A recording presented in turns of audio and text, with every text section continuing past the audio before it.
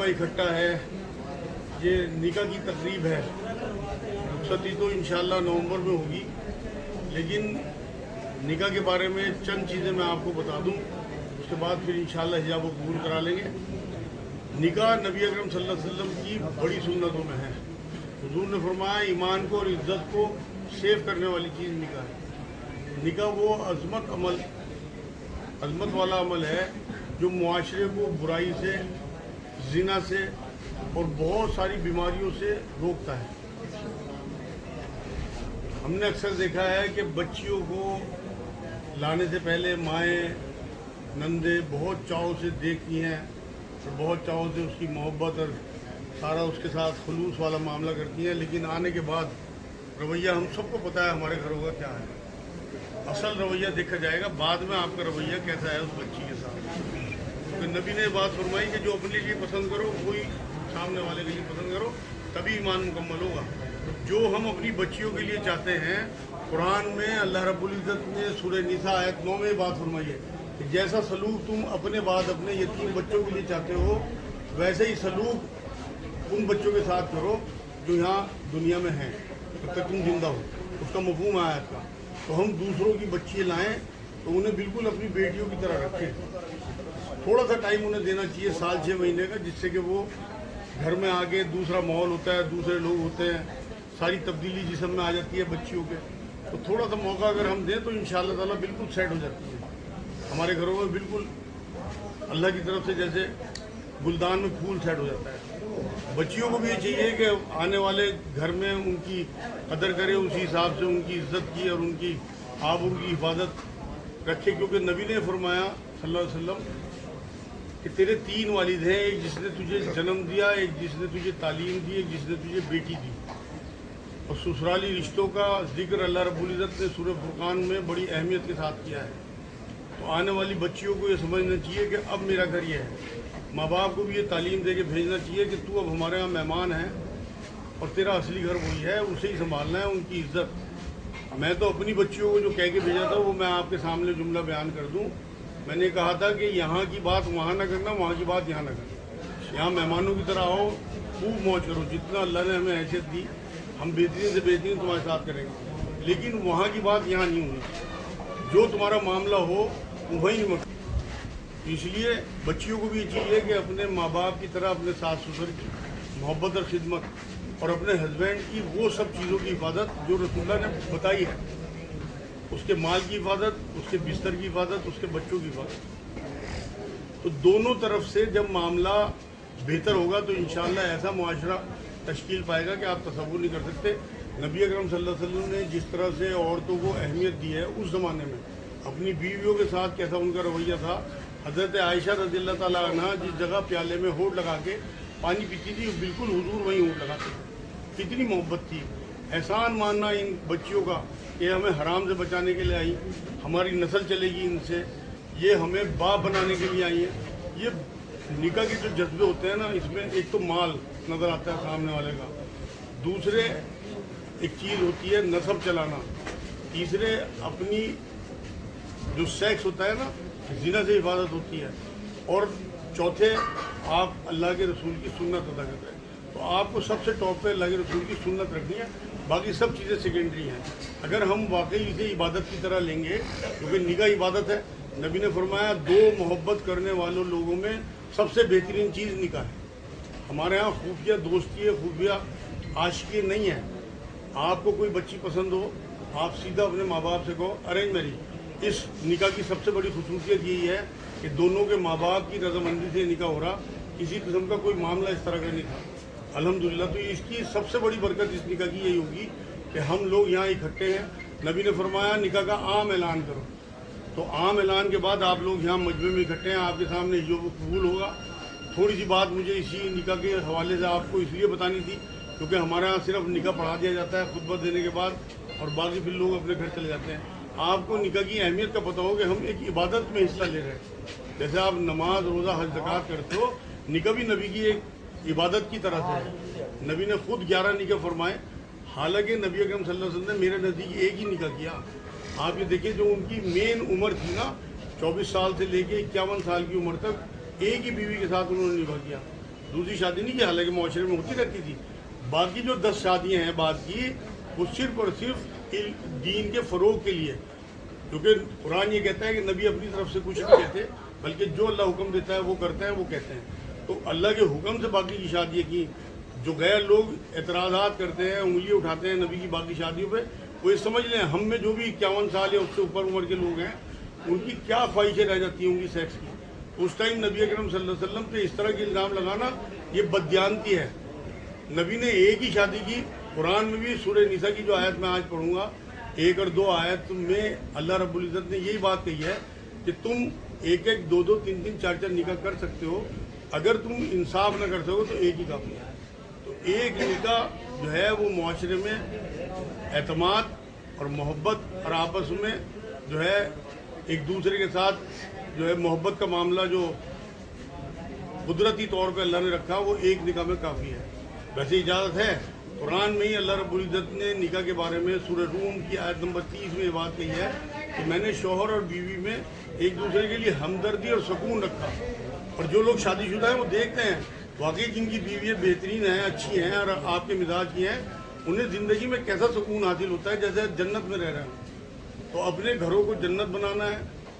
بچیوں کی آنے والی کوئی کوتاہی ہو، کوئی کمی ہو، اسے نظر انداز کرنا ہے. جیسے اپنے لیے میں کہہ رہا ہوں کہ اپنے لیے سوچیں، ہماری بیٹیوں سے، ہماری بہنوں سے کوئی غلطی ہوتی ہے تو ہم نظر انداز کرتے ہیں. ایسے ہی ہم جو دوسرے کی بچی لائے، وہ بھی کسی کی بیٹی ہے، کسی کی بہن ہے، تو اس کی غلطیوں کو بھی ہم نظر انداز کر کے چلیں گے. تو آپ یقین کریں جو قرآن میں اللہ نے ہمیں یہ بات کہی ہے کہ تمہیں سکون اور ہمدردی حاصل ہوگی، وہ بالکل جو اچھی لڑکی ہے اگر آپ کے گھر میں آگے وہ نگینی کی طرح انگوٹھی میں پیوست ہو گئی تو آپ کا گھر ابھی سے جنت بننا شروع ہو جائے گا. اور آگے جو نسلیں ہوں گی آپ تصور نہیں کر سکتے وہ کیسی ہوں گی. اس لیے پہلے دن سے طے کر کے معاملہ شروع کریں نکاح کا کہ ہم نے انشاءاللہ تعالیٰ اسی طرح سے عزت دینی ہے، اسی طرح سے سوچنا ہے جو نبی اکرم صلی اللہ علیہ وسلم اپنی بیویوں کے ساتھ محبت کا معاملہ کرتے تھے. اور عورتوں کو کس طرح سے اس جاہلیت کے زمانے میں اللہ کے رسول صلی اللہ علیہ وسلم نے اہمیت دی اور کس طرح سے انہیں فروغ دیا ان کی اہمیت کو. یہ چند باتیں تھیں. انشاءاللہ میرے بھی عمل میں اللہ کرے اور آپ لوگوں کے عمل میں. انشاءاللہ نکاح کا خطبہ پڑھنے کے بعد میں حجاب و قبول کراؤں گا. یہاں الحمدللہ وکیل صاحب بھی موجود ہیں، بچی سے اجازت لے آئے ہوں گے آپ، 2 گواہ بھی موجود ہیں. مہر کا معاملہ مجھے بتایا گیا ہے کہ 21,000 روپیہ نقد جس دن رخصتی ہوگی اس دن دولہا جو ہے وہ دلہن کو ان کا حق ادا کریں گے. 21,000.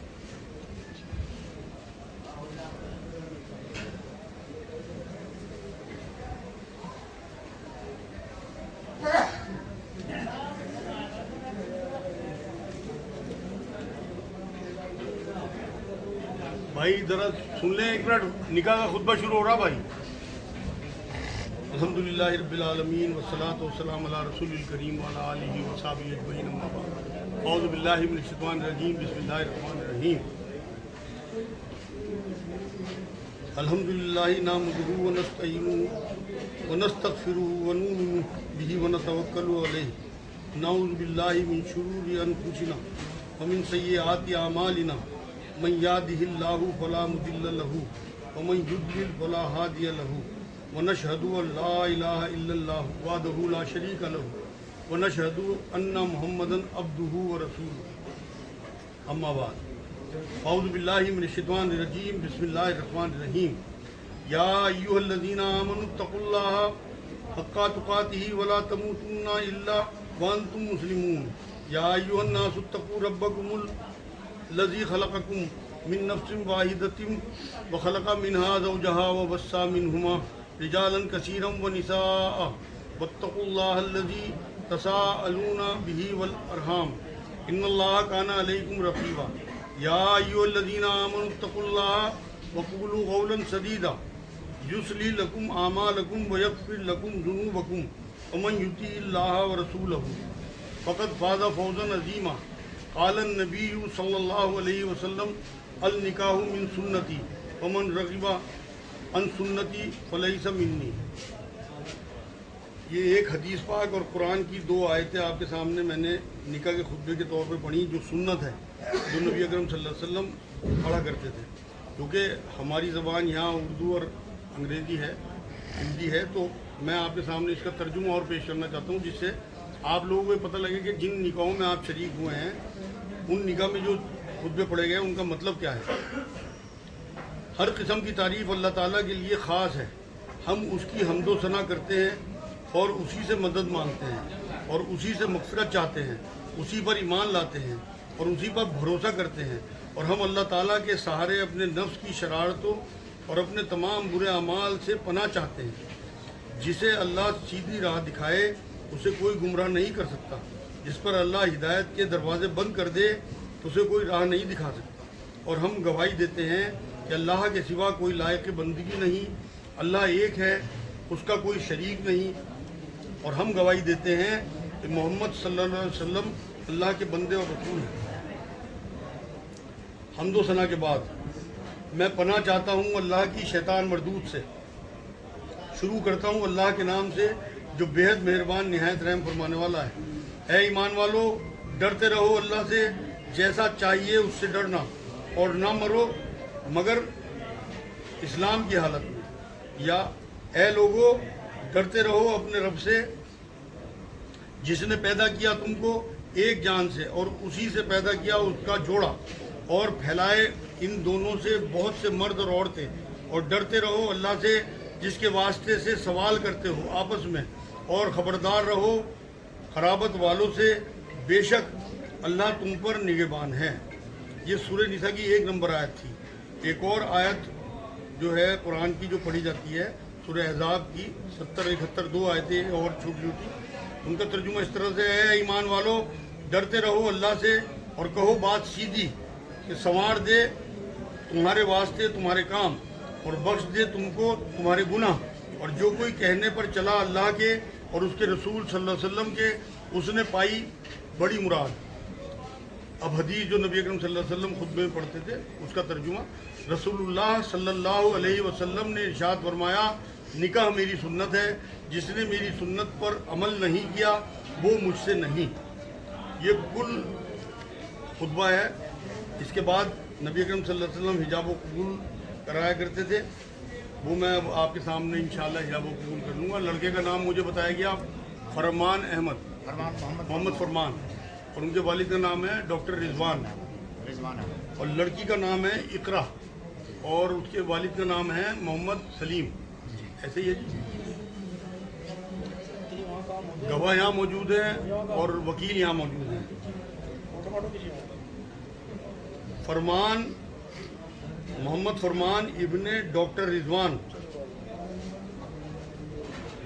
پٹنی گاؤں کے رہنے والے، ضلع سہارنپور۔ وکیل صاحب اور تمام گواہوں اور ولیوں کی موجودگی میں 21,000 نقد مہر کی عوض میں اقرا بنت محمد سلیم آپ کے نکاح میں دیتا ہوں۔ کیا آپ کو قبول ہے؟ جی ہاں، میں نے قبول کیا۔ الحمدللہ۔ اللہم صلی اللہ سیدنا محمد وعلی آل سیدنا محمد وعلی وسلم۔ اے اللہ تو ہمارے گناہوں کو معاف فرما، یا اللہ تو ہمارا یہاں بیٹھنا قبول فرما، یا اللہ ہم نے یہاں جس نکاح کی تقریب میں حصہ لیا اسے بھی قبول فرما، یا اللہ اس میں کسی قسم کا شر ہو تو ہمارے دلوں سے دور فرما، جتنے بھی خیر کے پہلو ہمارے دلوں میں اتار دے، یا اللہ اس رشتے سے دونوں خاندانوں میں آپس میں محبت اور اتحاد عطا فرما، میاں بیوی میں بھی محبت اتحاد عطا فرما، ان سے جو اولاد ہو اللہ پاک وہ دین کے دائی بنے، یا اللہ دین کے کام آنے والی بنے، یا اللہ پاک یہاں جو مجمع اکٹھا ہے ان کی جو بھی جائز تمنائیں جائز خواہشیں ہوں انہیں پورا فرما، یا اللہ ہمیں 5 وقت کا پکا سچا نمازی بنا دے، یا اللہ ہمارے دلوں میں اخلاص عطا فرما، یا اللہ پکا سچا ایمان عطا فرما، ایمان والی آسان زندگی، ایمان والی آسان موت عطا فرما، یا اللہ ہمیں جلن سے، حسد سے، بغض سے، کینہ سے ہماری حفاظت فرما، یا اللہ ہمیں خود نمائی سے، ریاکاری سے ہماری حفاظت فرما، یا اللہ ہمیں نمبر 2 مال بیچنے سے، جھوٹ سے، بدنظری سے، دھوکے سے، کینہ سے، یا اللہ پاک وعدہ خلافی سے، امانت میں خیانت سے ہماری حفاظت فرما، ہر طریقے کی نفاق سے ہماری حفاظت فرما،